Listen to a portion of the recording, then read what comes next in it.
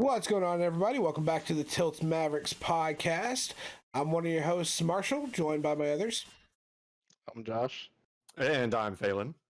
Today, we're going to be talking about Mega Man ZX with a short little review, the Magic the Gathering current band list that just released, and the Monster Hunter movie and video game movies in general.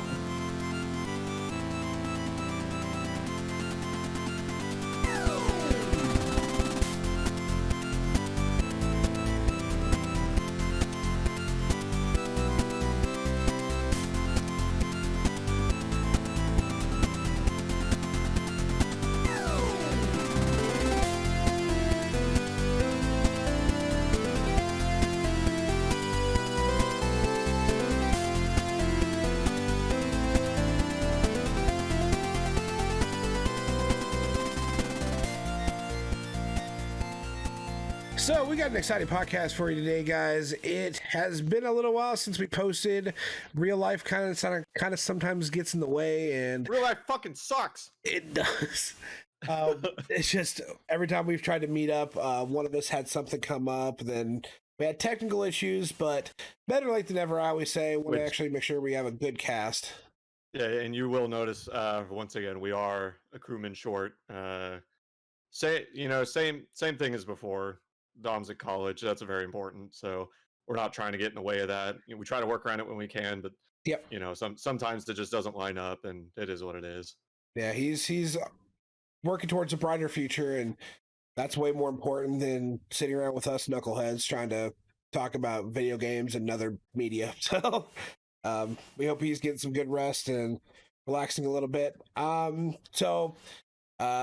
Let's kind of start out talking about the week. Phelan, what about you? What have you been up to, man, in the last couple of weeks since we last hung out? Well, continuing that Mega Man marathon, which we're going to be talking a little bit more about that. But I started Mega Man ZX Advent. So far, I'm loving it. Not really much to say. I think I'm about maybe halfway through the game. Maybe I'm not entirely sure because I've never played it, but so far enjoying it. Among other things, though. This is probably the really big one.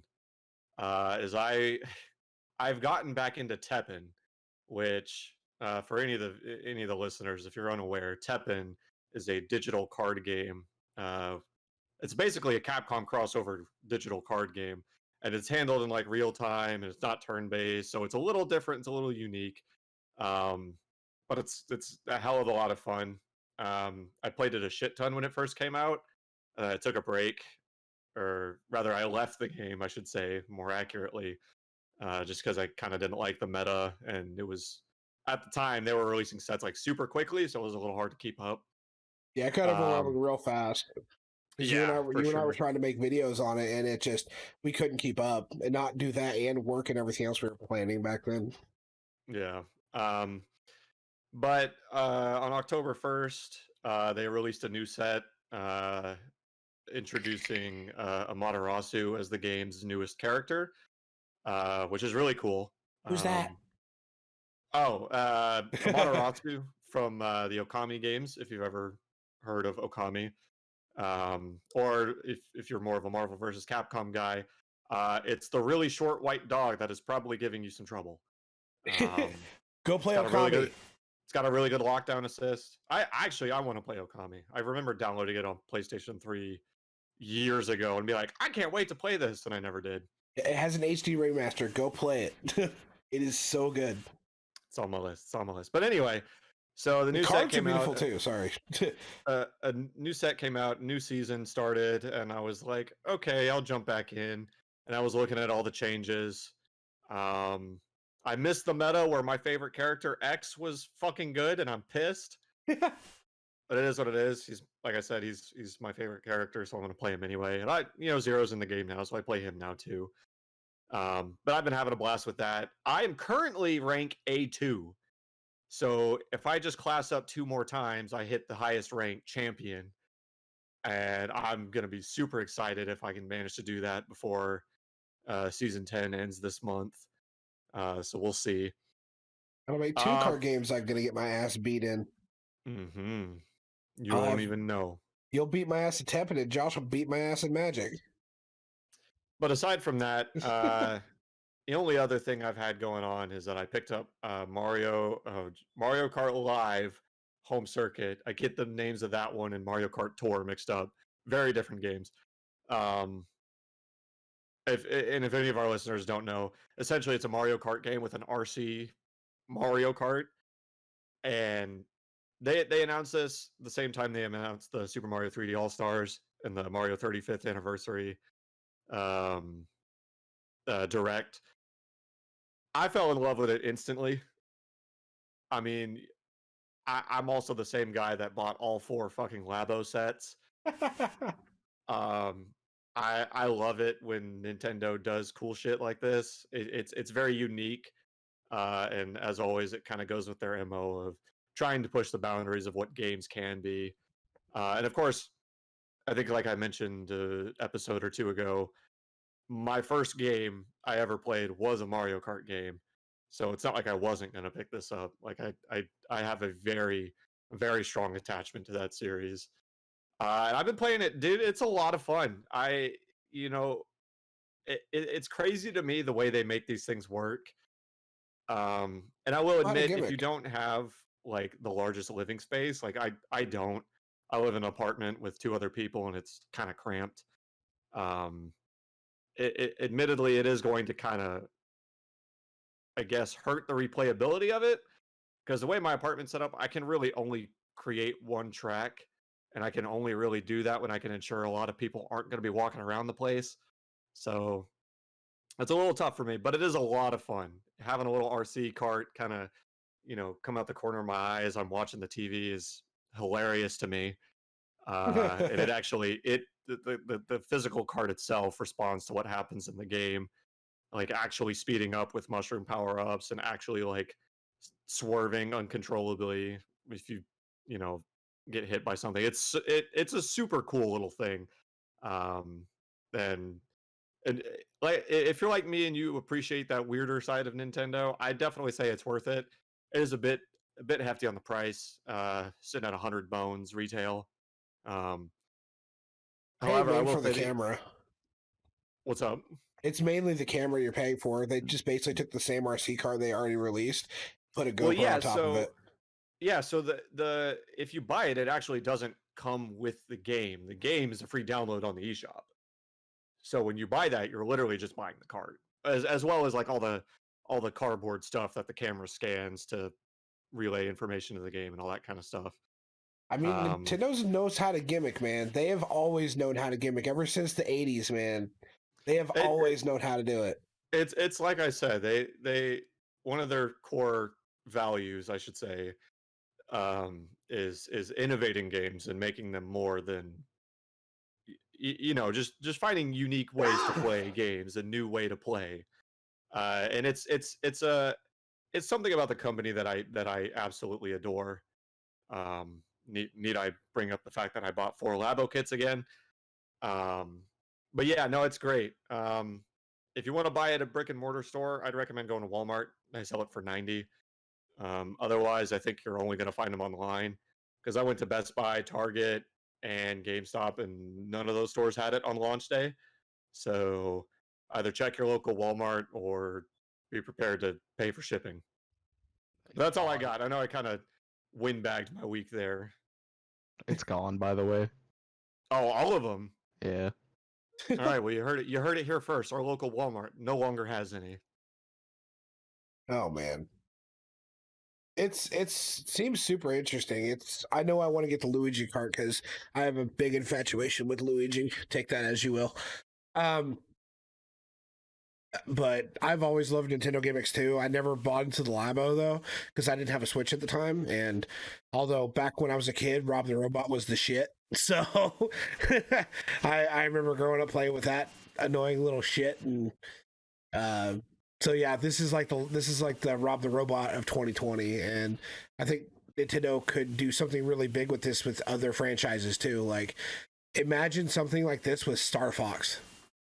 Oh my goodness. Well, I mean, we sort of got a taste of that with Starlink.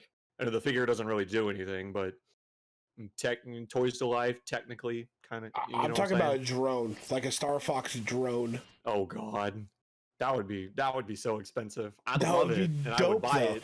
Well, you That can would get be a so expensive. you can get a video drone for $80. So the technology is cheap Really? enough now. Yeah, I had a little Viper. I lost it very quickly once I brought it back home.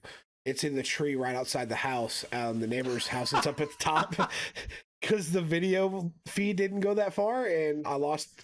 I actually still have the video on my iPad of it crashing in the tree, but Oh, it was only me that. it was only $80, and it worked pretty dang well. So I could potentially see that maybe within the next 10 years, us having, if this does well enough, we could maybe see something Star Fox, another Star Fox related, maybe even F-Zero style thing come back. Because they could totally do it with an inflatable hovercraft kind of thing, where we have like an F-Zero style game come back with this. Or that would require Nintendo to acknowledge the fact that F-Zero exists. Well, they do, but remember, they create the technology first and then pick which franchise goes with it. This is true. So that's the whole reason why I think that Nintendo has been sitting on so many IPs, is because they haven't created technology that franchise suits yet. Like with the Toys to Life action figures, that's, they thought Starlink would be a great one for that, Star Fox figures, whatever. But look at all the games like Donkey Kong Tropical Freeze, the 3D backgrounds. We had Super Mario World showing the new graphics, Super Mario 64, first game showing the 3D aspects of everything. Nintendo's really good about doing that. Once they find a new type of technology, they'll have a game that's perfect for that. So maybe, who knows what the future can hold. For sure, man. I'd like to see it. But Josh, what have you been up to, dude? Not a whole lot. Same that I'm usually up to. Building Magic. Reading about Magic. Working. Getting into the lore. Yeah. I recently renewed my WoW subscription. Going back down that hole. I will probably be right behind you, probably. Yeah. Made a rogue. Last time I played Demon Hunter. Decided I'm gonna actually give like a full effort into rogue now. Try that out. But nothing too crazy. I got my ninja commander deck. Oh my God. To the point where I like it. It's fucking disgusting. Both of these guys have felt it in 1v1, so I haven't gotten to do a group game yet. It hits hard. Yeah, which one of my new cards for that came in today, and I got 3 more on the way. So I'm gonna do like one more order for that, and then I'll probably have that deck well enough to where I like it for the most part, and gonna move on to Popper and whatnot. Build a Popper deck and continue down my hole of just building more and more Magic decks. Hopefully I'll be able to keep up. Yeah. But besides that, nothing too much. Besides today I signed for my promotion at work. So I'm not gonna go into specifics. These guys know more, but I'm not sure how much I can technically say yet. But that's official, so that's pretty cool. That'll be really nice. I throw a party. I throw a party when I come down there. Celebrate. But besides that, nothing too crazy. Really about all I've been up to. I don't know. How about you, Marshall? Well, since we were talking about Magic a second ago, I actually started my build. I started my first official build. I went off a recommendation that Josh gave me, and I got the Merciless Rage? Yeah, that sounds right. Commander deck, and then I'm going to be switching out the commander for Edgar Markov. It's going to be a vampire build. And I just because I don't have a lot of spending money right now, because I have my interests in other things, which I'll explain here in a second. I don't have a whole lot to spend on, but $60 to build a decent commander deck, not bad. So got that started. Super excited about it. The deck just came in today. haven't got to look through it yet because we had to do the podcast, so I had to have to wait until tonight after me and my wife have our Waffle House date. Gonna open the deck up and check it out. That ain't redneck as shit for you. Date at Waffle House. Hey, listen, Waffle House is not bad. I enjoy Waffle House. Dude, their waffles and their cheese eggs are amazing. That's where we should have gone instead of Cookout. We should have fucking gone to Waffle House after our fight nights. Well, yeah, I was gonna say I say that I haven't been to Waffle House at least in like 2 years. Shit, when I come down, we'll go. We'll all go to Waffle House for our late night food run. Oh, hell yeah. But pretty much been slowly doing that. Been building my Teppen deck to play with Phelan. Like he said, we actually had both started about the same time, and we were kind of up really high. But all of us actually were. All four of us were playing it, and then slowly, one by one, everybody started dropping out. Me and Phelan kept with it a little bit longer, and then I dropped out, and he dropped out shortly after. And I came back when Zero was released, played it for a little bit. Now I have to start completely from scratch because none of my save data did anything. I didn't have my code to get any of my stuff back. But slowly I'm working on an Amaterasu deck and a Morrigan deck. And then been grinding out some kind of fun games on my PlayStation 3 and some horror games. Just picked up, what is it? Fano for... Oh, Phasmophobia? Yeah, Phasmophobia. Because a lot of people showed interest. They want to play that. So I think our group has talked about playing it, and then I have a few friends back from Kansas that have been wanting to play it, and so I have something set up with them for Friday, and then just to kind of play for a few hours, and then we might play it, hopefully. I've been playing a game that is totally underrated, and I fucking love it. Have you guys heard of the game Eat Lead: The Return of Matt Hazard? I've heard of it. You've mentioned it several times, and no, that's all I know. You've mentioned it several times. Josh, have you heard of it? No. Okay, so basically what it does is take Duke Nukem and parody it. Think about Rambo, and then there's what was it, Hot Shots, or no? Which hold on, isn't Duke Nukem already sort of a parody in and of itself? Kind of. He turned into that during Duke Nukem Forever, but Okay. what ELED does, it takes that style of Duke Nukem character, like cocky, egotistical, kind of badass Bruce Willis kind of macho guy, and then it makes fun of every freaking video game genre ever. Like it's basically about Matt Hazard, who this is his first game, but it talks about him being the biggest video game icon throughout the years, and him being in all sorts of video games and everything like that. And they're trying to retire him by killing him off because he's on a lifetime contract with the company, and he's like self-aware. He's a program that's self-aware. It's kind of weird. But this is supposed to be his return. I say that in air quotes.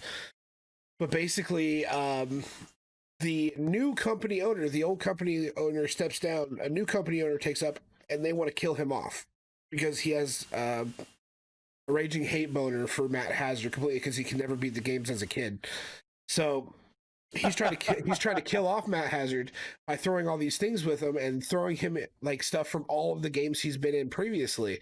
So it goes through like a Western, a space shooter, a RPG like Final Fantasy, but you have all your same abilities, but the characters change and the enemies change based on where you're at in the game, and then they'll randomly show up later on. Like you'll have cowboys in this weird underground silo, and then this weird Russian dictator trying to shoot at you with rocket launcher. And then you face a boss that's like Sephiroth and Cloud from Final Fantasy, and you're sitting there with a gun shooting him, and the character's up there with the menu scrolling down, picking the items to what attack and things he wants to do. And just the achievements, the commentary, it's not the best game out there. It has not aged very well. The controls are kind of poo-poo, but the game is so funny. At least for one playthrough. I'm playing through it a second time because I played it on Xbox. Now I'm playing it through it on PlayStation. But if you have the PlayStation Now, it's free on there. And then his second game, Return for Blood or something like that, which is a side-scrolling game, kind of like Duke Nukem Manhattan Project. It's a great game. It's an easy achievement game if you want trophies or achievements. It's super easy. You play it one time through. It's easily beaten 6 hours. I'm having a blast with that, and then I'm making music. Got my guitar back up here. I got all the recording equipment I need. I got all my hookups. And I've just been playing and recording a lot of Black Sabbath and Pantera music. Just kind of getting back into the fro of things. So hopefully we'll, at the beginning of these podcasts, we'll start hearing some of that. And or to start hearing metal remixes, courtesy of that guy. maybe. I used to do a lot of video game covers when I was younger. And then maybe potentially once I figure out where my standings, might start a band up again. I don't know. But there is talks about it. Since we're so close to Nashville, it's kind of a win-win there. Yeah, exactly. Either that or Texas, but we have no clue where we're going to be in the next 10 years. So, but yeah, that's pretty much what I've been up to. A lot of exciting stuff, a lot of staying busy, and just enjoying life a little bit, slowing down and enjoying life a little bit. But yeah, pretty much that's been about it. So now that we've babbled on about ourselves, we have a review of Mega Man ZX, a game that this man will not shut up about, and he has gotten me wanting to play it so goddamn bad. And I own it on 2 consoles, but I'm a chronological asshole and I won't play them until I beat the previous games. Tell us about ZX, buddy. So I level with you on that. I try to play the games that way too. As Josh can attest to, in my multiple attempts to play the first Devil May Cry game, and officially as of the other night being like, bruh, I gotta start with a later game. Anyway. And Resident Evil. Oh geez, yeah, that's gonna be interesting. Because I still remember Chris walking up on topic that. for this little mini podcast review done by me, is as Marshall said, Mega Man ZX. I've been on a huge Mega Man kick. I think kick is actually probably underselling it. Mega Man 11 came out 2 years ago, and I have been playing Mega Man games nonstop since then, because I think that game left such an impression on me. I really liked it. So I've been, after playing Mega Man 11, when I get caught up, I was like, what are the other games like? So I played 3 through 10, not 1 and 2, because I beat those years ago, like 2013, 2014. So I played 3 through 10, enjoyed those. I played X1 through X8, enjoyed those, except for X6. That game's a steaming pile of shit. And then, as courtesy of the Mega Man Zero ZX Legacy Collection, I've played through the Zero series, love those. And now I'm on ZX, or the ZX series, currently on ZX Advent. I'm not really sure if series is the right word. It's only 2 games, but you get the idea. But I recently beat Mega Man ZX, and for those unfamiliar, it was originally released on the Nintendo DS. Oof, I don't actually know what year. I should have had this up in front of me, but it was released on the Nintendo DS, kinda as Mega Man was starting to fall into obscurity. This is around the time when there were like 4 fucking games in a row that got canceled, and the series just kind of died, which is very unfortunate. But I wanted to talk about Mega Man ZX today, not only because it's the most fresh in my mind, but it's, out of all the Mega Man games, I really don't hear a lot of people talk about the ZX games. And I got to give a shout out to a good buddy of mine. His name is Eric. He's one of the hosts he's one of the hosts on the All N, a Nintendo podcast. So if y'all are looking for another video game related podcast to check out, go check out All In. They do great stuff. But I'll post a link in the YouTube page. Yeah, absolutely, please. But it was him that kind of told me about him. He's like, yeah, nobody really seems to talk about these games. I thought they were fantastic. And, me being the curious game store employee I was like, well, tell me about it, because this is before I got huge into Mega Man. He's like, well, it's a Mega Man Metroidvania. And instantly right then and there, I was like, I need to fucking play this game. So yeah, it's a Mega Man Metroidvania. So if you're a big fan of games like Metroid or Castlevania, specifically games like Symphony of the Night or Circle of the Moon, or the GBA games, the DS games, so on and so forth. If you're a fan of those type of experience, that's essentially what you're getting into with Mega Man ZX. I say essentially because it's not entirely one-to-one for the Metroidvania playstyle, but it does a classic thing plot-wise of the Mega Man series, where it's like 100 years after the last series, and you see remnants of the events that transpired there. In this case, the Zero series. I won't go too much into it because, believe it or not, the further you get in the Mega Man games, the more involved the story gets. So I won't, just for the sake of spoilers, because I know there are actually a lot of people that haven't played this. I'm not going to get too into it, but I did enjoy it. That was pretty good. There's a lot of Easter eggs and callbacks to, again, the Zero series, which put a big old smile on my face because I like the Zero games. But yeah, so just to cover that Metroidvania aspect a little more, as you would come to expect, it's a huge open world. You can explore, find upgrades, find power-ups. You've got people to talk to in different environments. So, your typical stuff, like you've got a forest, you've got mountains, you've got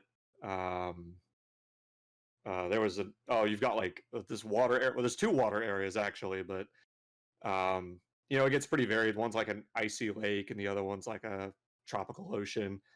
But you've also got some pretty cool places. You've got the city. You've got a highway that's under attack. The whole office or corporate sector of the city is on fire. When you get there the first time, there's an abandoned power plant. Where it's like, that's actually one of my favorite areas. It's got like this rainy atmosphere, and an absolutely great track called Misty Rain. And on that note, good lord, Mega Man ZX's OST is really good. Yeah, Marshall knows it because I've been talking so much about this game. He went and listened to the soundtrack. We played it at work so much, man. It was amazing. And coming from a fellow artist perspective, that they are articulate as hell in that soundtrack. When you break down the different parts, they are masterpieces. Like, they are genuinely masterpieces. Yeah, I mean, it's one of those things where it's like, it's a Mega Man game. You have a very safe assumption that the music is just gonna be good. A lot of people have that same feeling about Sonic games, and I agree with that. But yeah, the soundtrack is fantastic. If you want a few to listen to that really stood out to me, Wonder Panorama is fantastic. Snake Eyes, Ogre Claw. You can listen to the Reploid remix of Green Grass Gradation. That's an official remix done for the Zero ZX collection, which is also really good. I mean, really the whole soundtrack. I think it's called Onslaught. That one's really good. But without spending a lot of time here, I just want to talk about it. I really enjoyed it. It's not a perfect experience. I do feel like it sort of flounders on the Metroidvania aspects a little bit because the map system is terrible. Like, I'm not gonna say terrible, but it's not good. It's not detailed like Super Metroid. And the fact that a game from 1994 has a better map system than a game that came out in the late 2000s, especially on the DS, like, that second screen can be used for so much, and you gave us a not good map. So there's really no excuse there. The map is not great, which, I mean, to its credit, the areas are very simple that you're not likely to get lost anyway. But still, it's something they should have paid more attention to. And I will say, ZX Advent has improved it. It's a more traditional Metroidvania map. So they did improve it for the sequel. But another thing on that aspect is, like, while you can explore and find upgrades and stuff, there's not really a lot. There's maybe 12, I think. Life ups, sub tanks, different armor chips to give yourself different attributes. There's not really a lot of those. Most of your power ups actually in traditional Mega Man format come from defeating bosses, which of course are mandatory to get through the game anyway. So it's the game trying to be a more classic, more traditional Mega Man game while also trying to be a Metroidvania, like trying to have its cake and eat it too. Which, like I said, I don't think it's a terrible Metroidvania experience. Far from it. I absolutely had a fucking blast playing this game. And I think if you're a fan of Metroidvanias or run and gun shooters, or run and gun platform shooters, whatever you want to call that, definitely play it. And talk about it with your friends, because I don't think a lot of people talk about this game, and I wish more people did, because it's a good one. It's a good one, and like I said, unfortunately, a lot of people haven't played it. But that's all I really got on that. If you guys have any closing thoughts before we move on, I just wanted to get some Mega Man talk in because I fucking love this series. Excited to get to it, and the soundtrack is OP. Go on Spotify, listen to the soundtrack. That's yeah, it is on Spotify, as well as the ZX Advent, all the Zero games, all the X games. Not all the classic games for some reason. They only have 1 through 6, but all that's on they're Spotify. selling the vinyl. Go take a listen. I think it's because they're selling them on vinyl. But the others are on vinyl too. It doesn't matter. Maybe it's an Inafune thing. I have no clue. Josh, you got any input? Nope. I have barely ever poked my middle finger into Mega Man. I have nothing to contribute. One day maybe. We just gotta get Phelan to play a Devil May Cry game, then Josh will pick up Mega Man. I'll take that wager. I already played fucking Metroid for him. I'm ahead. He's the one that needs to catch up. Okay, this is also true. He has to finish Devil May Cry 2. Other M was a good game. Probably my favorite of the series. Devil May Cry 2? I mean, no, I said Other M. Oh, Other M. I mean, it's okay. It's a good visual novel. Yeah, it's a great visual novel. Oh. How's this? If Phelan plays Devil May Cry and Josh plays the Mega Man game I gave him, I will play Federation Force. I like Federation Force. You would like Federation Force. I do. I'll play it with you. We still need to play Triforce Heroes, goddammit. Anyways. Oh, yeah. On to Magic. I want to know about this ban list. I have not looked anything up. Well, I want to know about this ban list because I did not read anything up because I knew Josh was going to be talking about it. So, Josh, hit it. It's a little late now because, like all the delays we talked about earlier, it's been 2 weeks now, I think. About a week and a half or so since it happened. But before I get into the ban list in particular, I got a question for y'all. So, out of the past 15 years of Magic, would either one of you like to guess what percentage of banned cards were done in the last 12 months out of the entire 15 years of Magic? God. I cannot. I'm not allowed to answer that. There you are. Guess. You told last me. 12 months. You told me. See, you told me too. I can't remember. Well, yeah. Go ahead and throw out the numbers and see if you actually remember it. It's been within the last year, hasn't it? I'm gonna say. You know what? I'm gonna fucking highball it. Go big or go home. I'm gonna say 75%. Not that bad. Okay. Isn't it? Oh shit! No, I don't remember. Isn't it about 40%, 45? Higher than that. So, out of the entire standard past 15 years put together, 56% of the cards that were banned on the ban list were done in the last 12 months. Wow. Power creep's a bitch. Most of them from a set called Throne of Eldraine. That set Really? broke standard, yeah. I want to say Eldraine has 10, maybe. It's around 10 cards on the ban list now. Yeah, I remember when that set came out, I was still working at Game Exchange. I was like, man, I want to get back into card games. I think I'm going to start collecting Throne of Eldraine just as this is the newest set. And I can't remember why I talked myself out of it, but damn it, I should have done it. But anyway, there's a pretty big problem in Magic right now with Standard just being flat out awful. It's actually become one of the least cared about, most uninteresting formats for pretty much everybody. Which, continuing it with the bans that just happened, it's good and bad at the same time. Because with the bans they did here, actually Standard is looking good now. This is the most hopeful everyone has been in a long time. The format's been interesting so far. There's actually I can hop on Arena and play in Standard, and I don't play the same top tier deck for 9 out of 10 games. There's actually variety. People are actually experimenting with other things now and learning. But at the same time, it's bad because we're still having to ban shit like crazy. It's just not a good format. And one of the cards I got banned in this ban list wasn't even out for like a whole month before it got banned.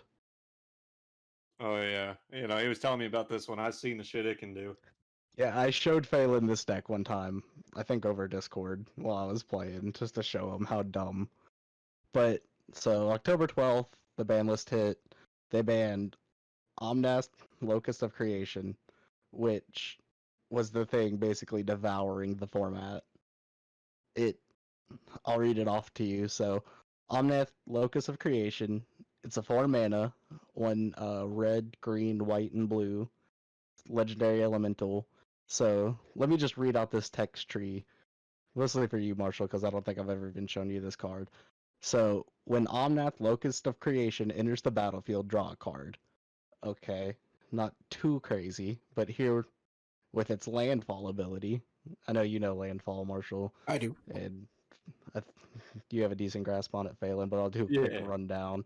So basically, landfall is just whenever a land enters the battlefield, it's an effect that triggers, hence the name landfall.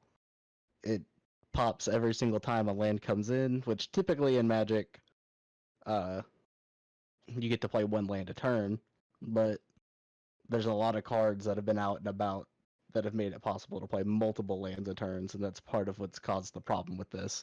So let me read its landfall ability. So, landfall, whenever a land enters the battlefield under your control, you gain 4 life if this is the first time this ability has resolved this turn. If it's the second time, add red, green, white, and blue to your mana pool. If it's the third time, Omnith deals 4 damage to each opponent and each planeswalker you don't control. Yeah, that's all on 1 card. Fuck. So, The mana isn't just one or the other. Wait a minute, I think you did show me this card.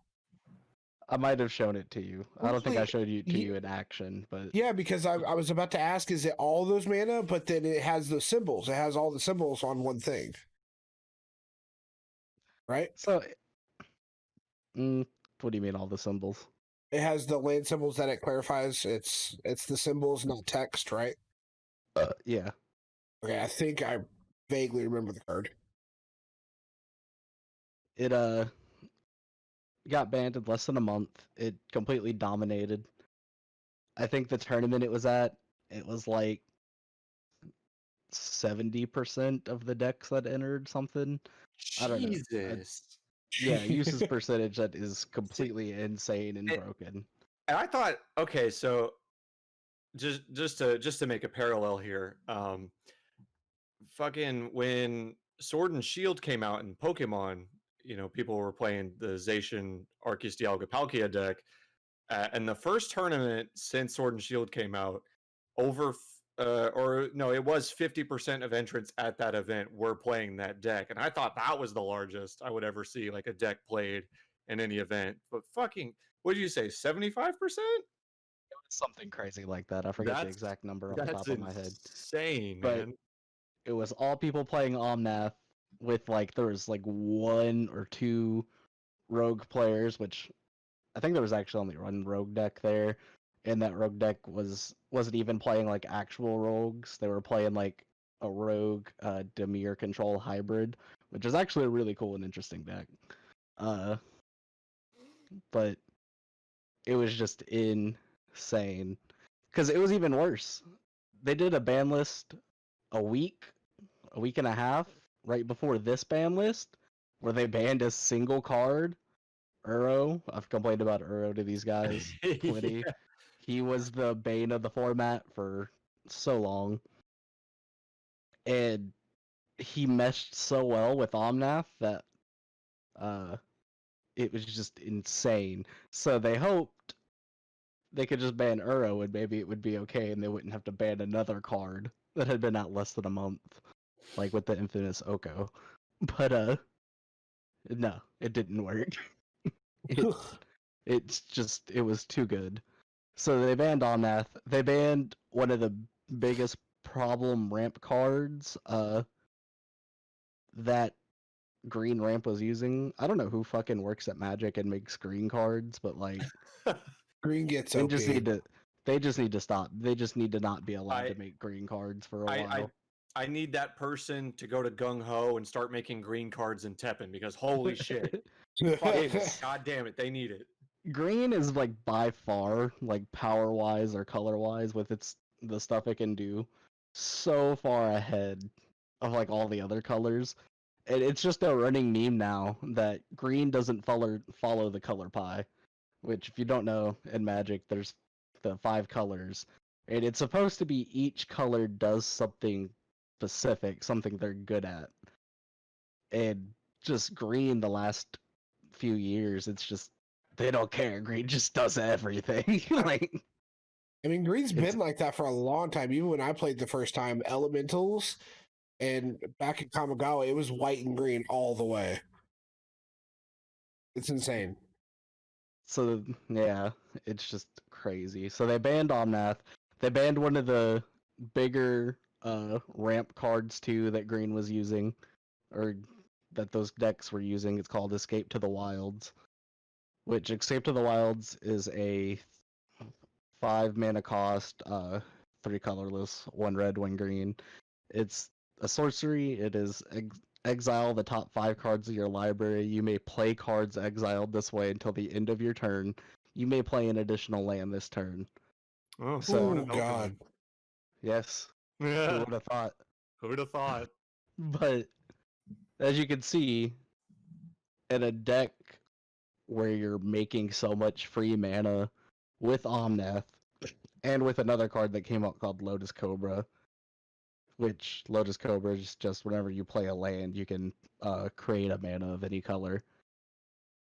That's insane, because you play that, you pull out 5 cards of your library that you get to play, you play another land, pop like 2 Lotus Cobras, pop an Omnath, and you just keep going.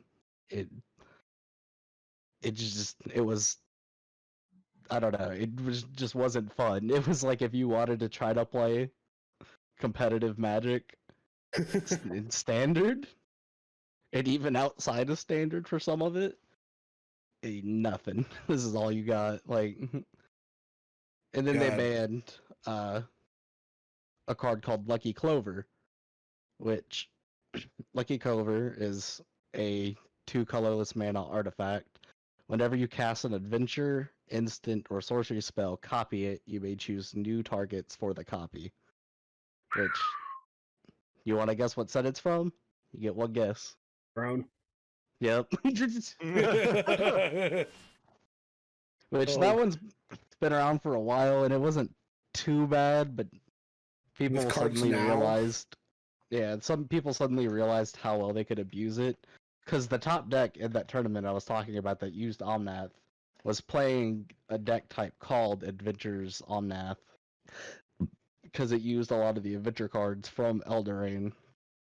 And it's just, you could maybe stop the Omnath, you could maybe stop a Lucky Clover, but there was really nothing you could do, because if there was one instance where you didn't have a response and let like any of those things resolve, then you're fucked. Because like it copies sorcery spells and you can choose a new target for the spell. Escape to the Wilds was a sorcery spell. So you can play that for 1, copy it, and it goes off twice. Oh shit. And yeah, Bye. they had plenty of shit like that. Genesis Ultimatum. It was just it. The whole deck was just basically. I didn't even watch the tournament really because the entire top 8. It was just who could get it faster. It was just mirror matches. Like, the rogue player, he made it to top 8, but he got knocked out like immediately. And then it was just mirror match, fucking Omnath all the way through, and that shit is boring to watch. Oh my god. So, and actually, this tournament had like record low views. People are just not about standard right now, like I said. I mean, standard's fun, and I want to get back into it, but I don't think I want to go for what is it called, Legacy? Legacy, that's one of them, yeah. Like, it sounds like the restrictions and kind of just how things are without knowing too much about it. It's like there's like Legacy's the one that is not all the way back, right? No, Legacy's the one that's pretty much all the way back. What's the other one? Modern. Modern, yeah. Modern's like 2012. It's after one of the Ravnica cassettes and afterwards. Okay, yeah, I might go that route with a 60, but otherwise I'll probably stick with Commander and Modern's what I want to build for a 60 now. Yeah, I think that'll be a safer bet. I mean, Standard definitely it has its place and it's fun, especially if you're going to card shops regularly. Standard's good or worth being in, but the thing about Standard is, yeah, it might be cheaper up front to build your decks, and that's awesome, but eventually that deck's gonna rotate out. Then you're gonna have to build a new deck. Then you're gonna have to build a new deck. So yeah, what you actually end up spending keeping up with Standard, if you would put it in chunks, you could make yourself a modern deck that you really liked, or even a legacy deck or whatever, and you'll have that deck forever. Like, there are people that play like fucking fully blinged out Jun Sack food decks in Legacy, and it's not even good. It hasn't been good for a while, but you put that much money in a deck, it's like your deck. You don't care. That's your deck. That's what you're gonna play. Yeah, you can do more personality because you're not as tied down or restricted. Yeah, like it's more. You can what? I was gonna say you could afford to like actually do things like bling out and single in Legacy, Modern, or Commander, because you know you're always gonna have that deck. Which sometimes when Standard rotates out, yeah, you could gut your Standard deck, and because when it rotates out of Standard, it basically just becomes a Modern deck, but which isn't a bad thing in itself because you can gut those and you know, you have more access to more cards that you could probably actually make them better. But that's a little off topic from where I was going. But basically it's just the bans in Magic have been insane and people are kind of sick of it. But at the same time, Wizards is dropping so many like broken crazy cards. You have to like beg you want the bans to happen because you're like, I just want this format gone. It's like, man, when's rotation? I know. I love Throne of Eldraine personally. I love the idea for that set, the fucking fairy tales and all that shit, and I love the artwork and a lot of the cards. Yeah, the concept for it is fucking awesome. It's cool, but man, I will be happy when it rotates out of Standard. That's one of the, I think that's one of the reasons why like I didn't get back into Magic until I met up with you guys, just because it's like trying to keeping up with it and trying to figure out just how not to get your ass beat every single time. It's so daunting for new players unless they have a friend that's in it that can explain it to them. It's just trying to get into it yourself is just so difficult. Which I have a few problems with MTG Arena, but if you're interested in playing Magic or learning it, honestly, that's such a good option because you can go on there, you can learn cards, you can play against people with their decks, and you have the benefit of having the automation to help teach you how the game works. You can't, which is a big deal. yeah, you can't really. You can, I mean, there's definitely ways you can mess up and choke with buttons, but like when something happens, like someone plays a spell, if you have potential responses to that spell or anything else that can go off in your hand or on the field, it'll highlight it. And it'll be like, do you want to activate this or this? Which is super helpful when you're new because it teaches you basically what you can use in situations and what actually won't resolve or what it won't work. And it's just a good way to get a basic grasp on the rules because trying to learn paper magic, like even now, I have a pretty solid, decent grasp on the rules. Nowhere to the level of a judge or anything, but like enough to play the game. But I can usually once every game, still at least once a game or game night. Someone has to. We have to pause and hop on the phones and look up at how something resolves or on how something happens. And there's plenty of games we played through with mistakes and gone on, which that's part of the fun in playing in person, honestly, is mistakes happen and you do that game, and then like a day later you're like, hey, you remember when I exiled your commander? Apparently he didn't have to stay exiled. My bad. And then the new rule set came out. That made me a very sad man. I was like, my commander was exiled. But at the same time, that's your own fault because you should have taken the initiative to look up the rules there and make sure I knew what I was talking about. I didn't feel like it. I'm gonna be real with you. Wait, wasn't that right around the same time as the commander rule change? Nah, I think the rule change was a little before that. Okay, yeah, because I remember playing back, I was like, oh shit. Which it wouldn't have affected that situation at all. That situation was, we thought, we knew if it went to the graveyard, you could put it in the command zone. If it went to your hand or deck, you could put it in the command zone. But for some reason, we all came to the conclusion that, like, if it got exiled, that was, like, the one way to actually get rid of a commander. Right. Which is not.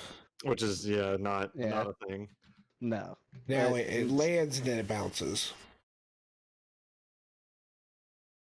Yeah. Yeah, it's so crazy.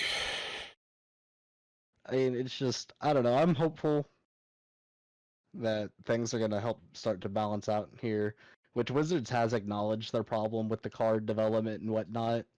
But part of the problem is Wizards develops their sets so far ahead. Like, they work, I think it's like a year and a half to 2 years and a half ahead of what they're actually releasing. So as they're learning from mistakes from sets that come out, they still have sets that are like finished or almost finished that you can't really change, that we have to get through first, which is what they've stated here. So hopefully, pray to God, soon with the next few sets, we'll start seeing some of those changes actually come into effect. That actually reminds me of, like, back in high school, like, me and my friends would create our own cards and run them in decks, like, make sure they weren't too overpowered, but still stupid crazy, and it got wacky. So I could just imagine being a card creator for Wizards would be so amazing, but how easy it could be to get carried away. Yeah.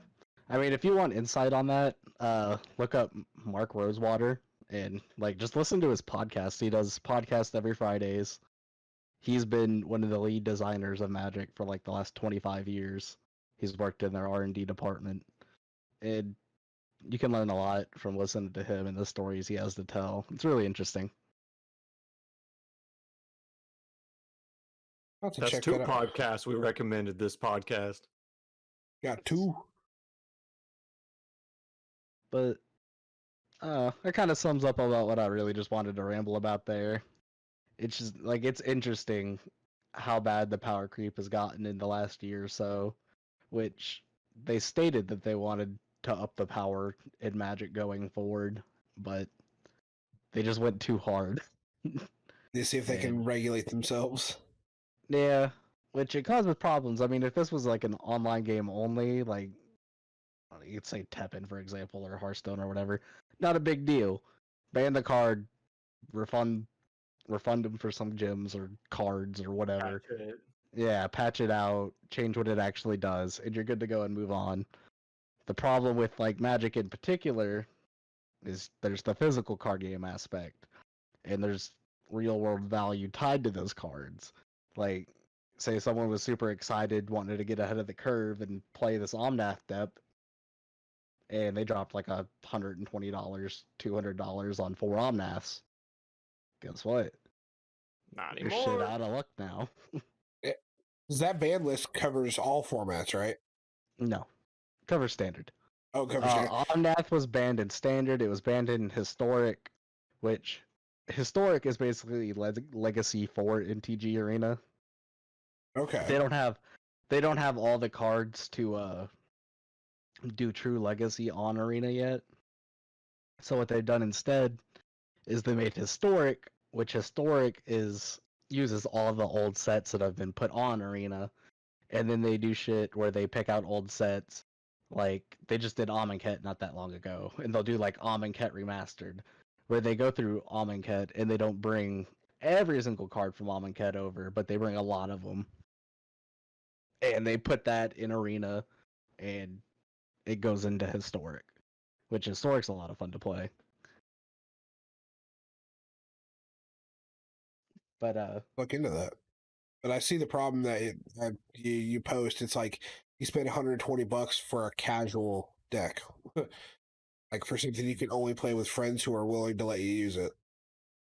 yeah, not tournament legal anymore. You can't get wild card backs for real cards, and then as soon as it's banned, its value drops tremendously. So you probably can't sell it for a fraction of what you had to buy them for.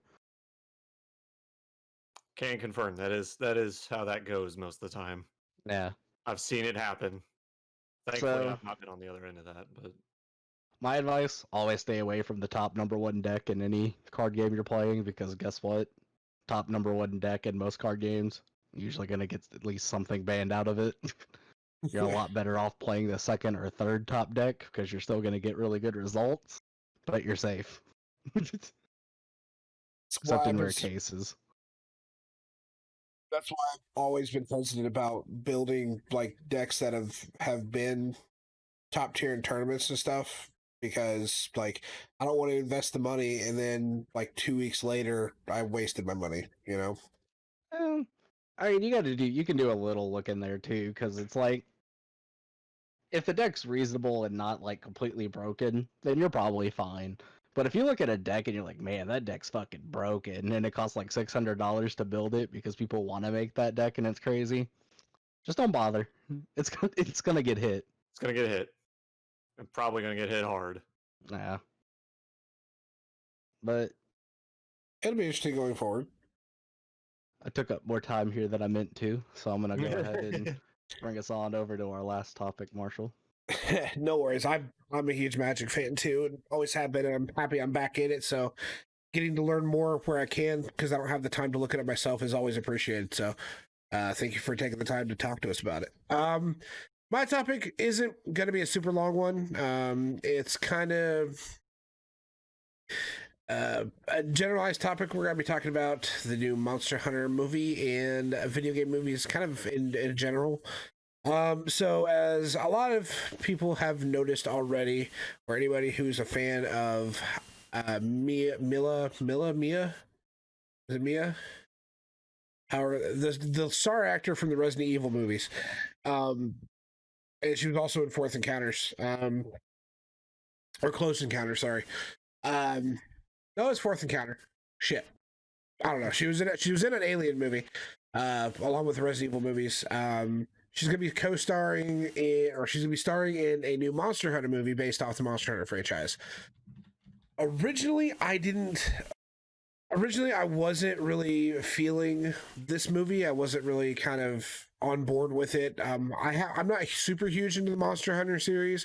I know enough about it to kind of know how it's supposed to go. And when I initially saw the trailer, I had a lot of reservations about it. I'm like, who the hell... Where are this military aspect coming from? You know, what is all this coming from? And then as I watched the trailer again, I noticed they get teleported to another world. They basically get sucked up in this vortex and warped to another world. And if anybody's plays Monster Hunter World, that's kind of what ended up happening originally. Was everyone got like a new world has created and everybody switched universes, and where that is in the lore and that follows, I'm not 100% sure, because Monster Hunter World is where I really seriously started playing the game. So I'm not sure of anything before that. And seeing the trailer let me see that, okay, modern weapons from our world are not going to work. We have to adapt these new weapons and these new abilities that this world has. And then looking into it, the creature design is really good, the outfits look cool, the weapons look sick. Not too fond of the way the abilities work, but it, you see this one scene where she's slashing this like fire ability, and she's slashing at one of the creature's ankles. It looks really good, but I don't know. I have mixed feelings about it. I don't think it's going to be a terrible movie, but I don't think it's going to be one of the best movies either, but we could be wrong. I mean, a lot of people said that about Sonic, and Sonic ended up being one of the best experiences I've had. We all got to go see it, and it was fantastic. It was pretty great. I do recommend that movie. Yeah, I'm excited for the second one. Detective Pikachu. Sorry, just gonna leave that. Oh there. yes. Did you guys hear that because of COVID and what's happened with this year, Sonic's like set to gross be the #1 movie of the year? Oh, are you serious? Oh man. Because you know what? I'm okay with that.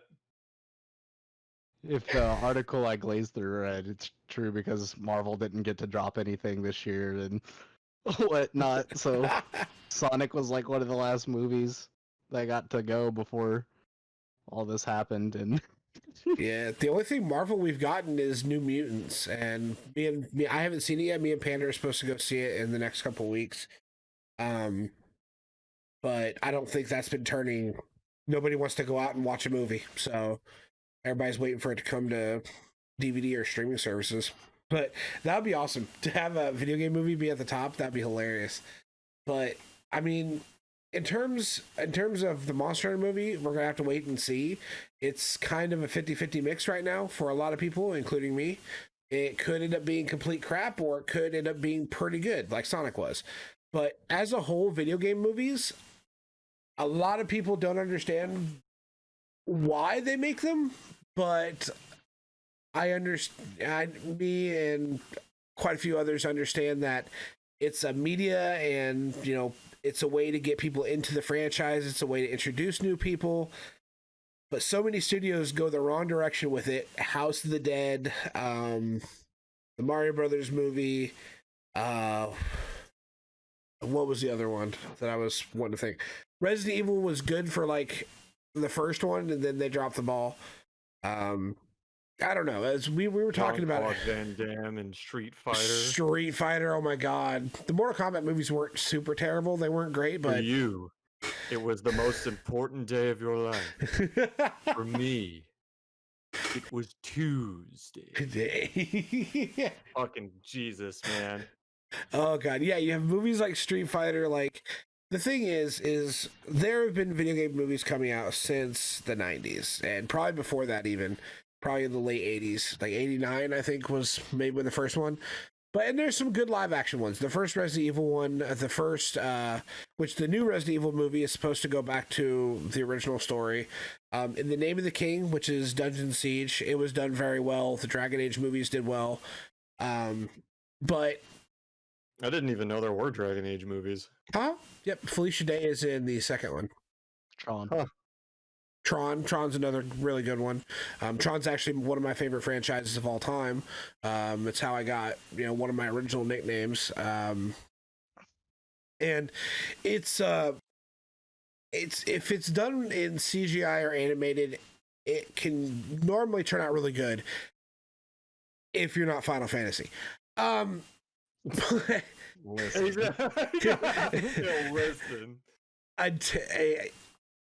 Spirits Within exists. Remember that. Amazing. It is. Oh my god! It's okay. Amazing. It's not terrible, but god damn it. No, it's terrible, and that's why it's amazing. Okay, I'll let you have that one because I like the original Mario Bros. Movie, so we'll that one. But some of them, like Advent Children, I loved Advent Children. I fucking Advent loved. Children is legitimately good, though. Yeah. Yeah, that was really good. I saw a little bit of the new one, the one about Kingsdale. Final Fantasy 15 was Kingsglaive. Kingsglaive, yeah. That one had really good reviews. Other movies like the Resident Evil animated series or CGI movies were phenomenal. I love Regeneration. I love Damnation. What was the one that me and Josh watched within the last year was what was it? Choose Your Quest, or it was Dragon Quest or whatever. Yeah, it was a Dragon Quest movie, which was all done animation, and it kind of moved into the real world for a little bit, but it was like a kind of like an isekai in a way. You know, you were wrapped up in the game. That's very loosely. Don't quote me on that. Don't. It's virtual reality kind of thing, but I mean, there are really good instances out there. Fucking Halo Legends. Yes. Oh, yeah. Halo Legends is godlike. The Forward Unto Dawn TV show was really good. That one was another one. I enjoyed that one a lot. The Dead Space movies are really good. Yes. Dead Space movies? Yeah, they made, was it 2 or 3 animated movies? I watched them all. It was Dead Space and animated. Aftermath, and then something else. Yeah. Downpour, yeah. Downpour, They and were Aftermath. both good. The Dragon Age animated movie was really good. EA went through a period where they experimented a lot with animated movies, and they made some really good shit, but, you know, EA being EA decided it wasn't profitable enough, even though it was profitable. And they didn't continue them. I'm still trying to remember which ones they did. I remember the Assassin's Creed movies, like they had Bloodlines and Lineage, which were but then the new Assassin's Creed came out, and I actually liked that one. It wasn't following the game, you know, spade for spade, but it had really cool. I thought it was really cool the way they did the new Assassin's Creed movie, where it's not new anymore, but. Where it's just called Assassin's Creed. They made it more realistic, and that's one of the things where I feel like the concepts get lost is they try to take these games and put real life adaptations into them, or they try to put how it can be actually relevant and how it could actually happen into these movies, and it just tanks. It very rarely ever works outside of a medieval setting or a maybe a zombie apocalypse setting, because zombie movies can very easily go one way or another on the spectrum. Zombie movies are kind of a specialty of mine, so I've seen a lot of good ones and a whole lot of bad ones. So it's very game movies and like books and whatnot. It always comes down to there has to be a director behind the project that's passionate about the product he's bringing to the big screen. Yes. They have to care about it and actually know about it. And the producing companies have to be willing to like leave them alone and not try to dig their fingers in and do changes that they would think would fit demographics better or whatnot. Because that's how you get a lot of this stupid bland shit out there. If you let a director that loves a project run with it, that's when you get really good shit. Like Detective Pikachu. Yeah. Oh, like, that movie's so good. I still want a Danny DeVito as Pikachu, though. I'm not gonna lie. I still wanted like that smoker's voice Detective Pikachu. I still wanted that. Oh my goodness! Yeah. Hey, I'm walking in. But I mean, they're so hit and miss, and it's like the thing is there have been a handful of good ones, a whole lot of bad ones. I still can't believe. Did anyone know there was a Dead Rising movie? Yeah. No, actually. Dead Rising Watchtower. We shall have to watch it for a game night sometime. House of the I'm Dead. not sure if I want to after that. Pissed me off. House of the Dead made me so fucking mad, and they made a second one. Like, Like, the thing is these guys can attest that House of the Dead is probably one of my favorite arcade games. Me and Josh, when we raided the arcade, we went through the whole fucking storyline for House of the Dead. Was it 2 or no? That was the yeah, it was I think 2. it was the original. Was it the original? I think so. I have the whole playthrough on my phone, but we played the living shit out of it, and they made that movie, and it pissed me off. And the thing is that's the one thing about this medium or this genre of movie, because it selects two separate demographics, because there are people that are movie fans and then there's people that are video game fans, and they're trying to mesh the two together, and they're going to piss off one of the two every time. And the bad part is a majority of these movies have pissed off both. they have screwed it up, which overshadows it casts this huge cloud over the few good ones that we've gotten. And it's like, when people say, and it's because of those people say that we shouldn't make video game movies because of the bad ones. But like you said, if you have the right people making the movie, and the production companies and just the corporate part of that fucks off, we could potentially have some great things. Like, there are movies, we could have a whole podcast dedicated to games we would love to see movies on. Like, I would love to see an authentic Call of Duty Black Ops movie. Like, I would honestly, be really interesting, actually. Like Woods and Mason and stuff, like having them having a dedicated Reznov movie would be fucking dope. Having like Mega Man movie, I'm hoping that one actually turns out really well. So yeah, well, I was actually about to bring that up when you started talking about games you want to see as movies. Full disclosure, and if you've listened to our other episodes, you know this about me. I'm not a huge movie guy. Just it's a media I grow rather impatient with rather quickly, because I'd rather just be playing a video game if I have time to watch a movie. But that being said, I do enjoy watching some here and there, mostly comic book movies. So, you know, there's been talks of a live action Mega Man film for a couple of years now, and we haven't heard anything about it, and people were beginning to think it was canned until recently. Capcom or whoever was like, nope, still happening. And you know, it's a thing. I hope it's good, because there's no way in hell I'm not going to see it as the Mega Man fan that I am. But yeah, it's just, I just hope we get the situation where it's like whoever's in charge gets the series. They know what the fans like about the world, about the characters, about the stories, and like Josh said, just takes that idea and run with it without, you know, corporate bigwigs being like, oh, you gotta have the military and cool shit like that for the mass appeal. And I'm like, stop, don't go for mass appeal, go for the core audience. Yeah, because I mean, the money they're going to make from that, from even if it's a good movie, people go see it twice. You know, you're still going to make, you know, box office. You're not going to bust any records, but if the game's big enough and the demographic is there, it's going to be huge. It's like, to be honest, I think the people that should direct these movies, or at least should be helping the director, if anyone has ever seen some of the fan movies, people that just fans make in their free time, there has been some epic stuff. There's this one, I can't remember what the channel was. He does some of the most coolest IRL anime stuff with After Effects, and it blows my mind every time. He did like Naruto, and he did One Punch, and he's done Dragon Ball. And then there's another one who did a Resident Evil movie, and it was one of the best zombie movies I'd ever fucking seen.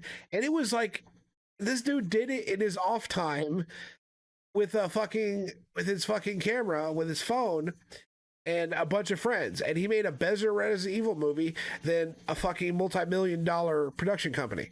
Like get some of those people in there, get some of the fans in there for criticism, and like let the fans be involved with it, and I guarantee they're going to be way better off, to be honest. Like, getting actual feedback on kind of how these can go. I understand being a director, like I've delved into movie making, and that's kind of where I wanted to go with my career so I was wrapped up in it for a few years, and just the whole thing that goes into it. And I can understand the director wanting his vision to come out. If they love the franchise, they want to make it, but they want to make it in their image. They have to remember that their image, not everyone is going to like that.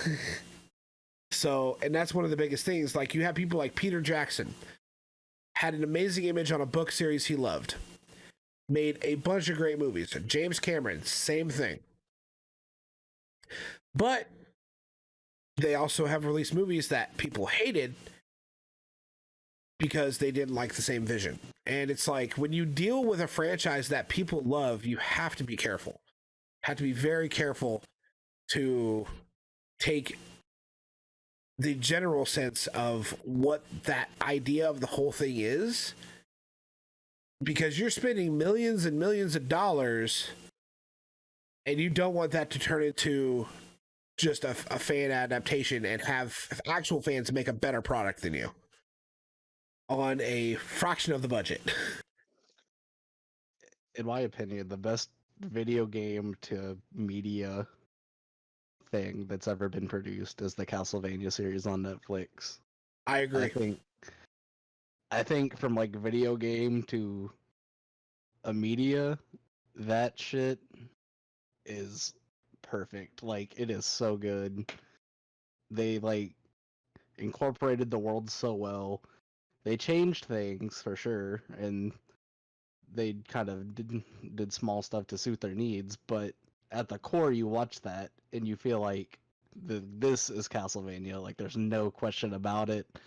You don't feel like any liberties were really taken or stuff was changed for demographics. They were like, we're gonna make a Castlevania show, and they did it. Yeah, it was very well done. Me and my wife have been watching it, and it has been. We just finished season 2, and it just blown us away. And the thing is, luckily they picked a franchise. They picked a game specifically, or at least the time frame of a game specifically, that didn't have a whole lot of story wrapped up into it, so they had a lot more freedoms with it. They could do a lot more wrapping up and just making sure they had this thing set up. But the thing is they also gave ode to the other games too, like with the weapons and different lore. And I'm not going to do spoilers. You guys need to go watch it. It's on Netflix.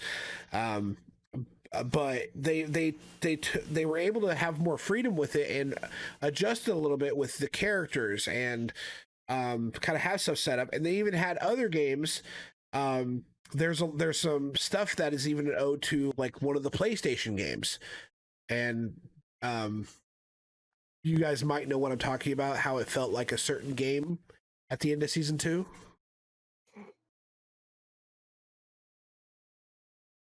Maybe. There's the response, but it felt like it felt like Symphony of the Night for a little bit. The way they did a few things with the story and just the combat and everything. And yeah, I completely agree that Castlevania needs to be a staple for how a show is done. And I feel that shows are probably going to be way more successful than the movies anyways.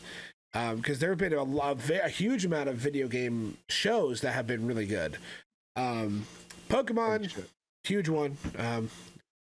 Definitely for real, even though those aren't too closely related. That's kind of its own niche by itself. But I'm not gonna lie, I would love to see a Pokemon Coliseum or or Pokemon Stadium game or a movie or a show. I would love to see the show. All I want is Capcom to make them, or somebody to make a Mega Man X animated series. Yes, anime and Darkstalkers. Like in the style of the Rockman Online trailers from back in the yesteryears of canceled Mega Man games. Like, that shit is so fucking cool and proves that Mega Man X can work as an anime, but it doesn't. They don't do it. And the original cartoon did pretty damn well, except we got Dirt Man for a few frames. But oh yeah, no, that's a great frame.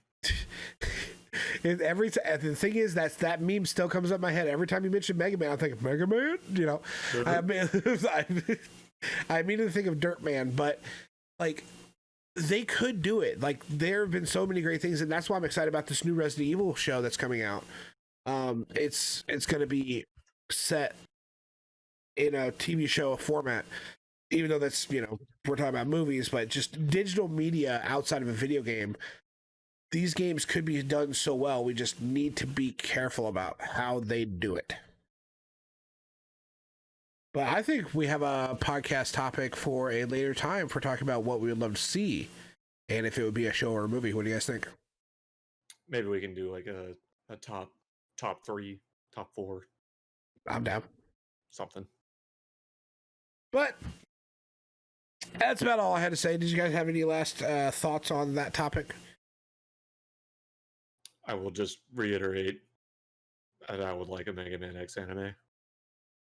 Dude, Devil May Cry. Make more live action video game movies like Detective Pikachu. You know about the Devil May Cry, right, Marshall? I bought it for you. No, the guys making the Castlevania series are making a Devil May Cry series. What? And it's actually going to be connected to that Castlevania universe. Oh shit! Yeah, that's gonna be good. Because I still need to borrow the series I gave you so I can watch it. I haven't got to watch that anime yet either. that's what I'm waiting for. No shitty Mega Man shit. Who cares about that? oh, shots fired. If we wanted to make that, I'd just buy you a bag of lemons, Phelan, and we can go in the backyard. And I'll put like 5 cinder blocks together, glue googly eyes to it. You're good.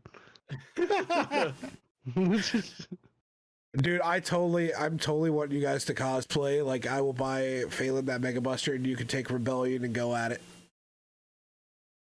Oh God! I would battles. I would totally record that shit.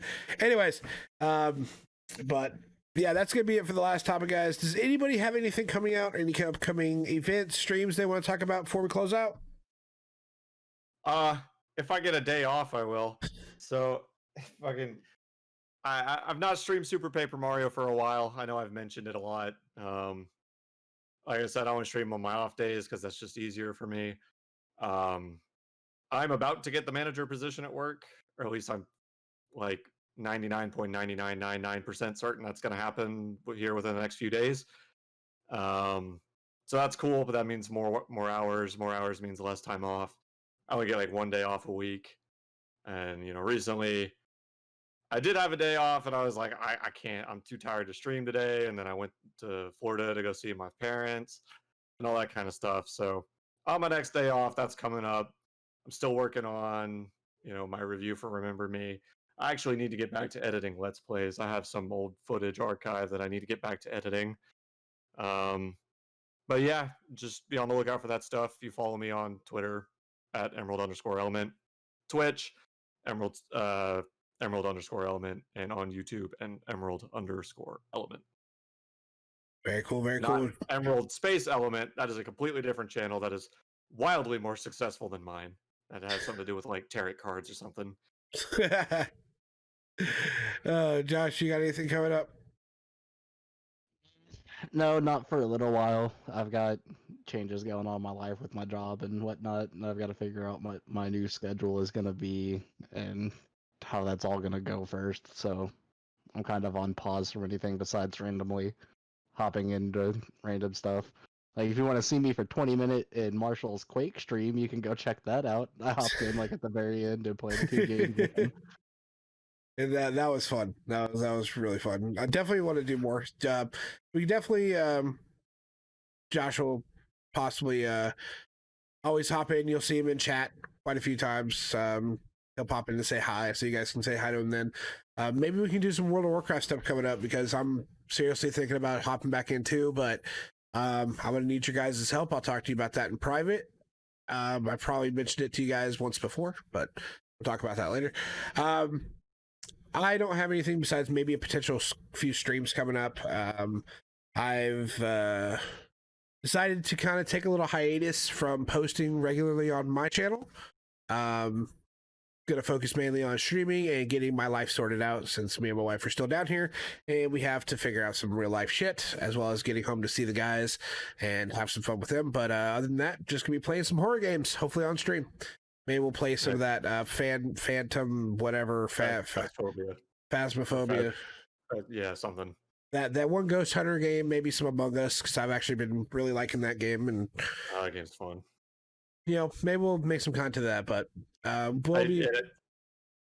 did want to say, I did forget to mention, we're planning in the books to actually get some Teppen content in. Yes. So if my brief description of it earlier piqued your interest, and or if you like Capcom properties, be on the lookout for that on our YouTube channel. Yep, we have some Teppen content that we're talking about. We're talking about some Magic content as well, physical and digital.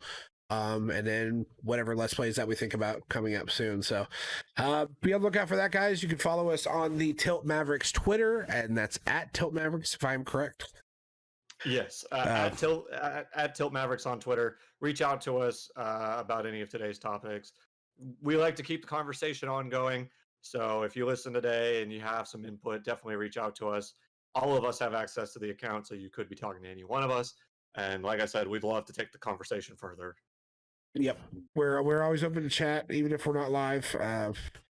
Just talk us up. We won't shut up if you start it. So, but anyways.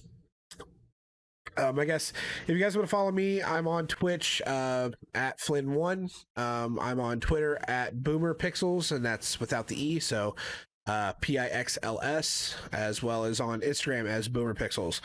I post some random stuff on there every now and then. I'm thinking about starting a small little series on there because that's a lot easier to do than a full YouTube video. So might do that, might start TikTok, who knows? I'll post that later on. But yeah, thought it was definitely a fun one, and hopefully we won't go so long before the next one. But I want to thank you guys so much for watching. Don't forget to hit that subscribe button on the YouTube page, and all of our social media links and everything are in the description down there. You can also find us on Soundcloud, iTunes, and Spotify. So if you are finding us on one of those platforms, those are the other platforms you can find us on. And we'll see you guys in the next one. Thanks for watching. We'll see you.